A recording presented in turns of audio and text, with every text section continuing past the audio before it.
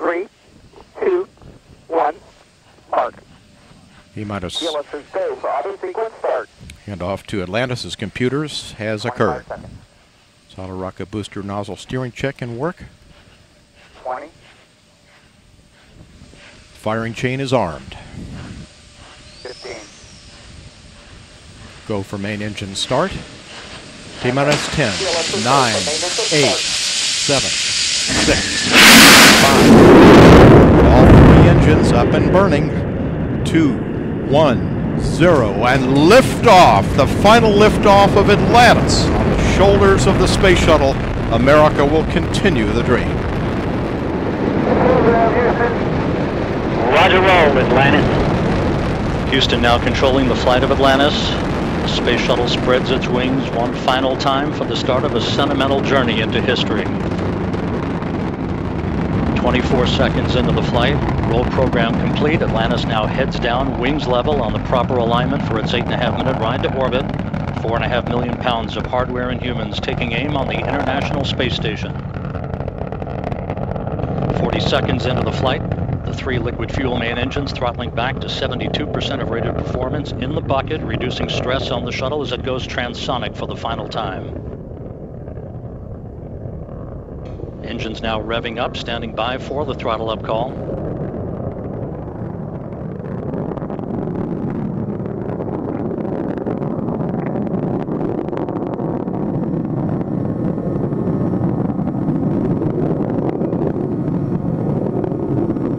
Atlantis, go at throttle up, no action, DPDT. Go at throttle up, no action on DPDT. The call from Capcom Barry Wilmore, a transducer, instrumentation only, no action required.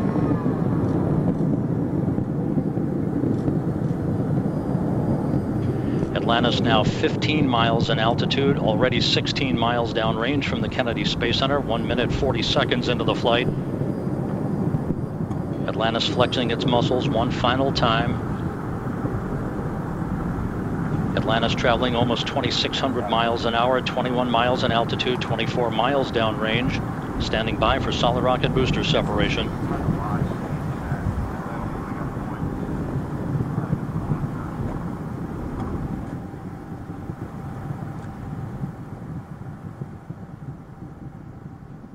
Booster officer confirms staging a good solid rocket booster separation. Guidance now converging. The main engine steering the shuttle on a pinpoint path to its preliminary orbit. 2 minutes, 20 seconds into the flight. Atlantis already traveling 3,200 miles an hour, 35 miles in altitude, 50 miles downrange. The propulsion officer reports the orbital maneuvering system engines have ignited. Atlantis kicking on its afterburners for 1 minute, 23 seconds for the final phase of powered flight. Atlantis, 2-engine foul. 2-engine foul. That call from Atlantis Capcom. is a single pane day, so in the event of contingency, you're in plane plus 230 on the ecal page. No comm VIs when you're ready to copy. Okay, in plane plus 230, go ahead. Press to ATO, 10.8. Press to MECO, 14.7. Press ATO, 10.8, press to MECO, 14.7. That's a good read back, Atlantis.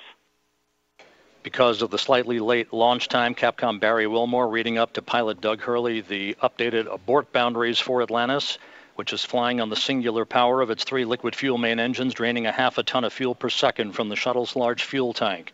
3.5 minutes into the flight, Atlantis traveling 4,200 miles an hour, 54 miles in altitude, already 120 miles downrange from the Kennedy Space Center. 3 good main engines, 3 good auxiliary power units, 3 good fuel cells for Atlantis.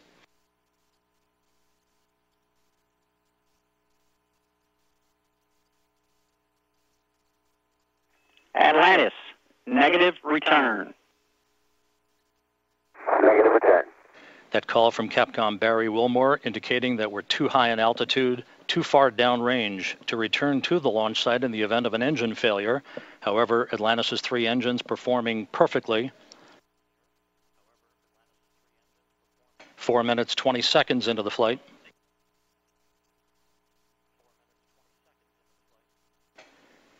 Atlantis currently traveling 5,500 miles an hour, 62 miles in altitude, almost 200 miles downrange.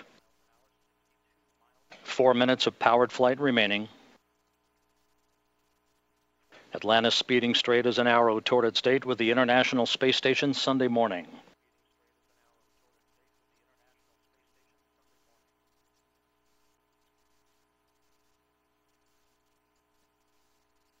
Coming up on the 5-minute mark.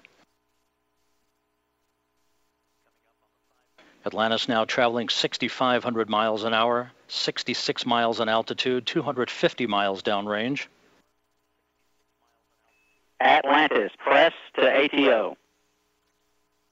Press ATO. That call indicating we can make minimal orbital targets in the event of an engine failure. All 3 engines continue to function normally.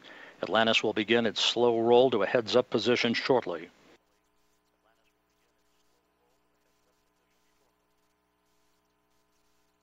Five and a half minutes into the flight. Atlantis traveling 7,700 miles an hour, 315 miles downrange. Atlantis, single engine, ops 3. Single engine, ops 3.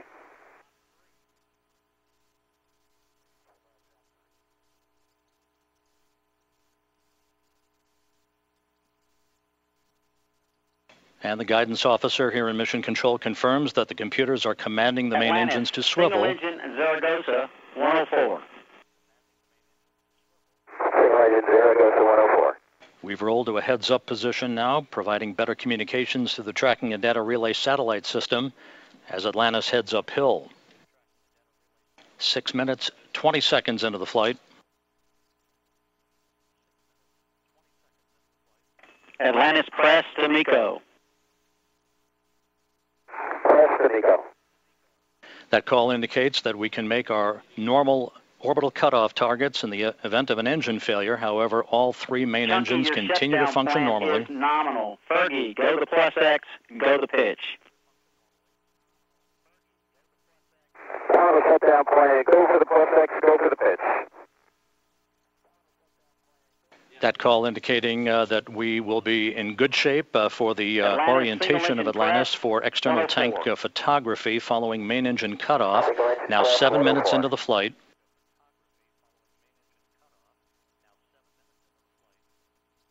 One minute, 20 seconds till main engine cutoff. Atlantis traveling 12,000 miles an hour.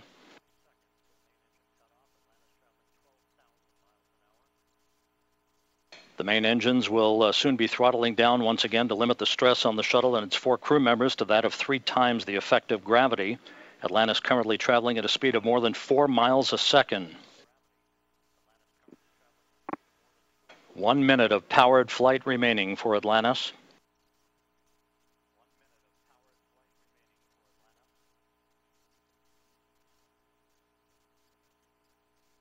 Three good main engines, 3 good auxiliary power units, 3 good fuel cells.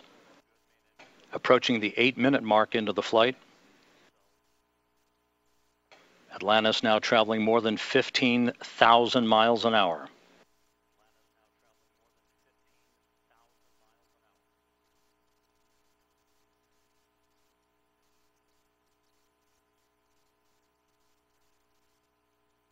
Eight minutes, 15 seconds into the flight, standing by for main engine cutoff.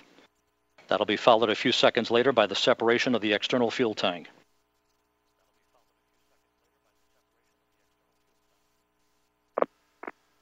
Booster officer confirms main engine cutoff. For the last time, the Space Shuttle's main engines have fallen silent as the shuttle slips into the final chapter of a storied 30-year adventure. Now standing by for external tank separation.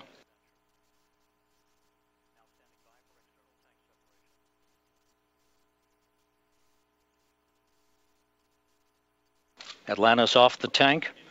Commander Chris Ferguson will be maneuvering Atlantis now into an orientation to enable Sandy Magnus to capture digital still imagery of the external fuel tank as it drifts away. OMS 1 is not required. Your preliminary OMS 2 TIG, 37 minutes. 37 minutes, no OMS 1 required, thanks.